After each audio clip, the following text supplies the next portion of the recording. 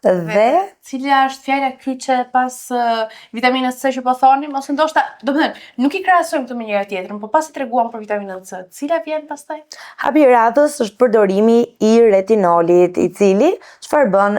Zbut ato vijëzimet e krijuara në fytyrë nga buzëqeshja, nga mosha ndonjëherë dhe i mban në kontroll rrudhat në mënyrë që të mos bëhen akoma edhe më prezente dhe më të dukshme. Është një hap i nevojshëm. Dhe më pas reflekton shëndet dhe lumturi, sepse askush besoj nuk dëshiron që të duket dhe të jetë së pari as i pashëndetshëm, as i palumtur. Kështu që kjo është dhurata, sugjerimi i ynë nga Skin Pro në këtë rast, që si duhet ta bëj të vetin edhe ta ketë të përditshmërisë. Ma më vjen shumë keq që jam me make-up tani, se do doja patjetër të vazhdoja me rutinën time në përdorimin e retinolit, që është shumë efikas, i domosdoshëm vajza, i domosdoshëm Adelina.